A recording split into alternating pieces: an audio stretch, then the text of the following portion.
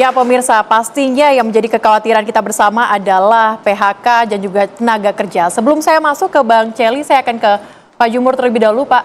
Kalau Anda melihatnya saat ini pasti ada kekhawatiran begitu di Ya, tenaga kerja. pasti. Respon dari para tenaga kerja seperti apa, Pak? Pasti khawatir karena pasti demand permintaan teorinya berkurang kan. Oke. Nah, cuman begini, ini bisa kita ambil hikmahnya juga ya. Hikmahnya begini, dan kemarin sudah dibicarakan juga, kita bisa memperkokoh sistem domestik ekonomi kita, sirkular domestik ekonomi. Jadi uang tuh beredar di dalam negeri kita.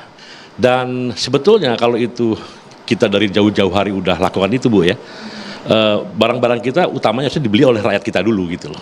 Dan ini idenya bagus, misalnya memperkaya petani, nilai tukar petani ditinggiin Pak, jangan cuma 102, 103 terus. Kalau Thailand bisa 120, 140% nilai tukar petaninya, kenapa di kita kok di angka 105, 103? Jadi petani nggak pernah punya duit gitu. Ada 130 juta orang di desa, kalau nilai tukar petani dengan menghajar rente-rente pedagang yang nggak puguh itu, bulog serius kerjanya, ya itu petani kayak 10% aja. Wih, itu pabrik-pabrik buka lagi tuh, beli baju, beli sepatu, beli apa. Nah ini proses belajar di kita. Jadi serius domestic ekonomi ditumbuhkan. Yang kedua, soal pasar tadi saya setuju memang ada diversion ya ke berbagai negara itu masih terbuka peluang. Saya rasa sebaiknya Presiden panggil semua dubes dan fungsi ekonomi di brief, buka pasar di mana-mana gitu ya untuk produk-produk itu. Nah yang terakhir nih yang karena harus cepat ya, itu juga pasar dalam negeri tadi Bu. Saya kalau nggak salah sorry ya, kira-kira ilegal TPT itu sampai 30%. Oke. Import yang sangat mudah 40%. Jadi import safeguard kita yang paling rendah di ASEAN saja.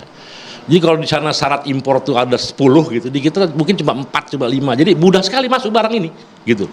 Sehingga ibu yang berproduksi habis sama impor, tambah yang ilegal. Nah kalau ilegal aja dihabisin ini, itu naik pasarnya 100% loh Bu.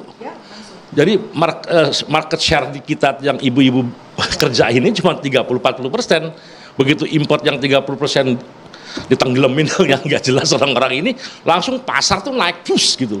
Nggak ada PHK, yang ada menyerap tenaga kerja. Jadi penegakan hukum di soal ilegal itu penting banget dan datanya ada kok. Oke. Tahun 2022-2023 dari China aja itu ada 59 triliun yang tidak bisa dipertanggungjawabkan antara data di Cina dengan data di Indonesia.